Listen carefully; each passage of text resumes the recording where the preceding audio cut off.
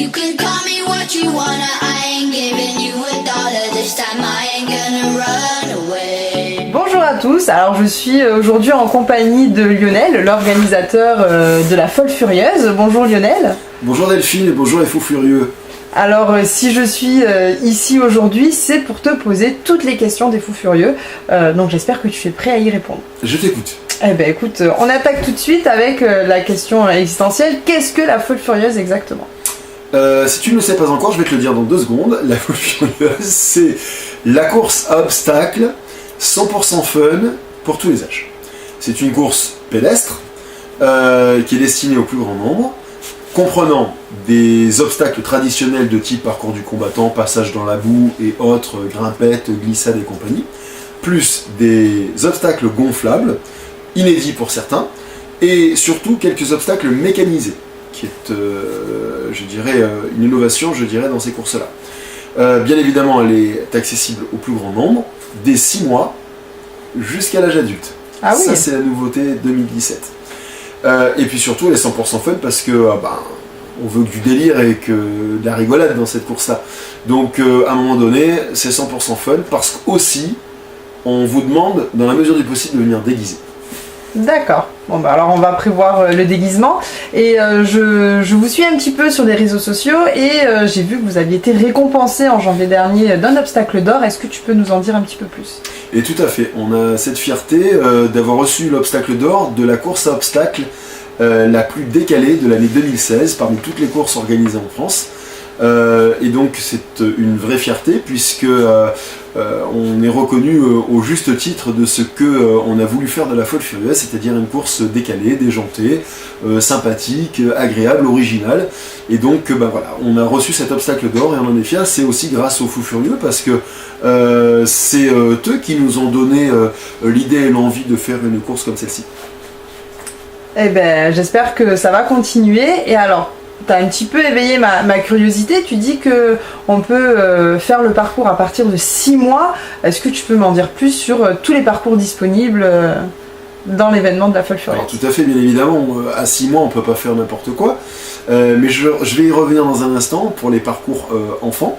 Le premier parcours est le parcours le plus sportif, le plus exigeant, qui peut faire de 9 à 12 km selon les endroits où on l'implante, et qui est ouvert aux adultes et aux ados de 14 ans et plus.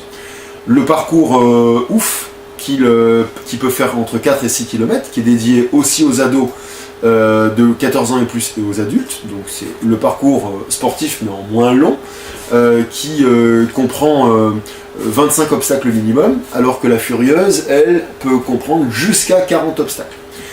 Le parcours famille, qui peut faire également de 4 à 6 km, et qui comprendra également aussi 25 obstacles minimum, qui lui est dédié, comme son nom l'indique, à la famille, donc pour les enfants de 6 ans et plus, et aux parents qui souhaitent les accompagner, qu'ils soient tonton, papa, maman, tante, grand-mère, grand-père, enfin...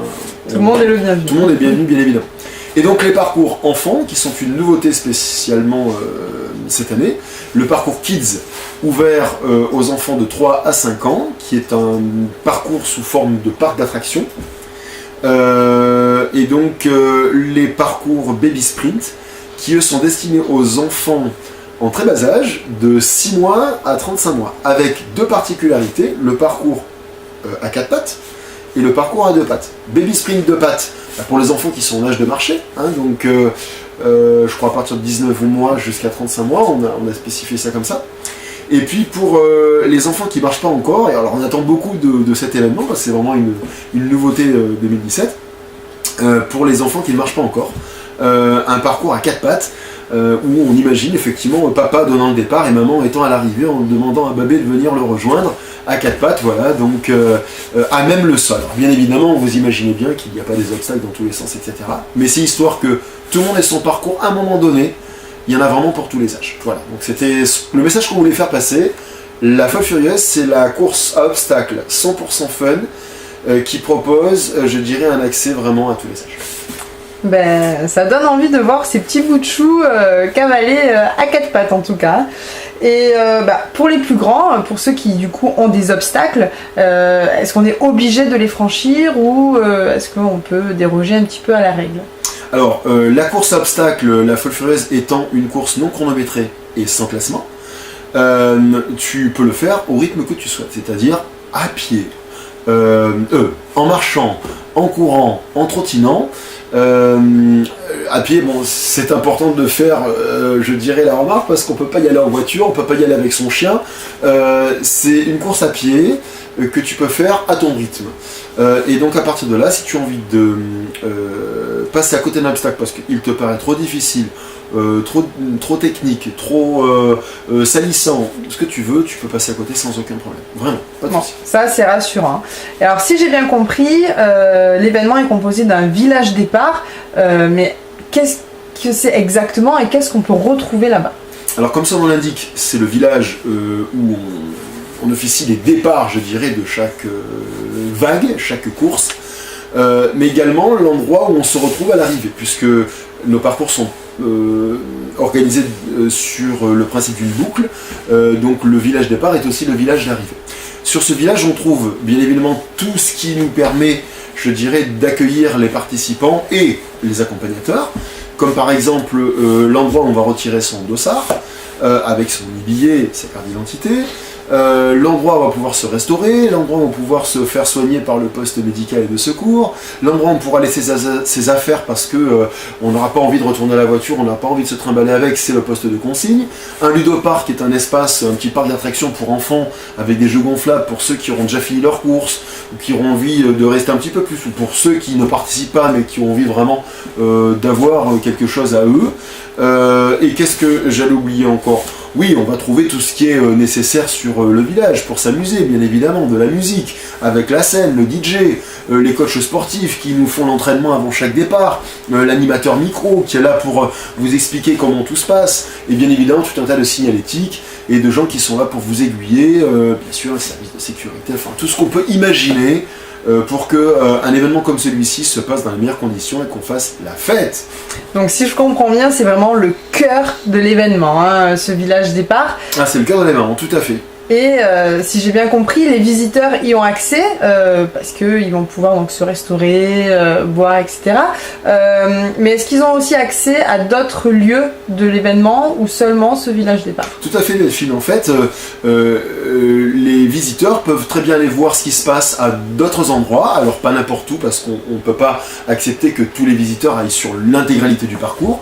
Mais en l'occurrence, on a créé ce qu'on appelle des spots visiteurs sur lesquels les accompagnateurs ou visiteurs divers et variés pourront se rendre pour voir ce qui se passe. Ce sont des concentrations, je dirais, d'obstacles, des concentrations de participants, où on va pouvoir faire des photos, se marrer, faire des vidéos, regarder papa, maman, ou regarder nos enfants, ou des collègues, ou des amis, ou au contraire des anonymes qui viennent regarder ce qui se passe parce qu'ils sont curieux, etc. C'est aussi l'occasion, je dirais, de découvrir la région pour ceux qui viennent de loin, parce que la Folle Furieuse, ce sont des courses qui sont des parcours qui sont ouverts à tous les âges, et du coup ça attire des gens qui ne sont pas forcément que du coin. C'est tout l'intérêt de l'implantation de la Folle Furieuse dans des endroits où on ne nous attend pas, donc on ne nous attendait pas forcément sur des obstacles décalés, objet de l'obstacle d'or, on ne nous attend pas aussi non plus sur des endroits, je dirais, qui sont parfois des petits villages ou des endroits où on a envie de faire découvrir les curiosités et la sympathie, je dirais, de ces endroits, parce que vraiment on a découvert des trucs très très sympas. Voilà, jolis, des gens sympathiques, enfin, etc., etc.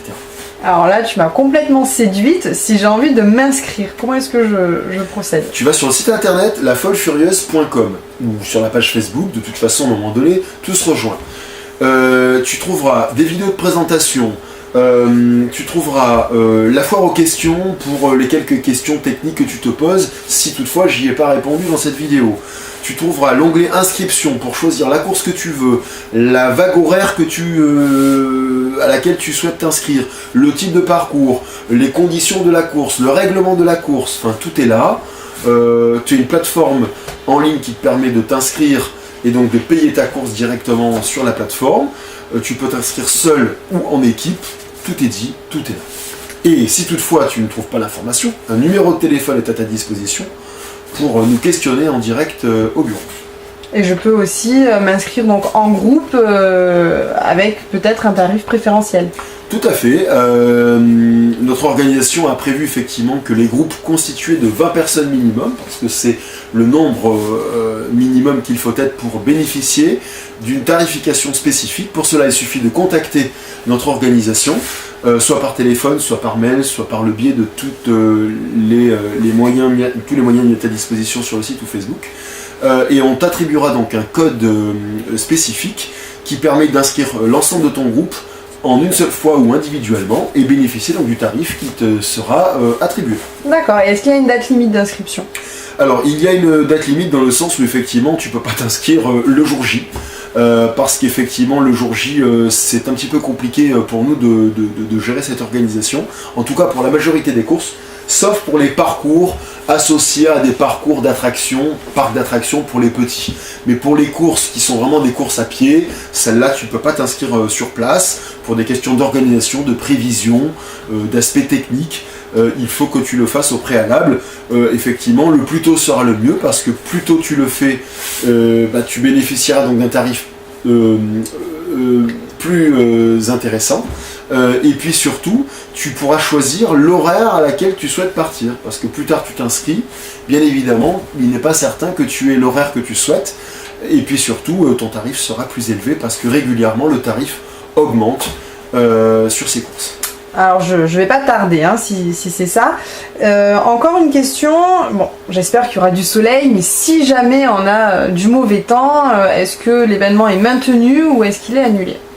Alors à moins qu'on nous oblige par une interdiction préfectorale, municipale, d'annuler l'événement parce que la sécurité, je dirais, ne serait plus garantie des participants, des obstacles, du parcours ou quoi que ce soit, mis à part ça, la pluie ou le vent, dès lors qu'ils qu'ils tombent ou qu'ils se produisent, je dirais, dans des forces raisonnables, ne sont pas des obstacles supplémentaires au parcours. Donc à partir de là, aucun problème, vous êtes des warriors, on passe à travers les gouttes, on file dans le vent et c'est parti. Très bien, bah écoute, tu as répondu à la majorité des questions des fous furieux. Si jamais ils en ont des nouvelles, j'hésiterai pas à revenir vers toi pour te les poser. Hein. Est-ce qu'éventuellement tu veux finir sur quelque chose?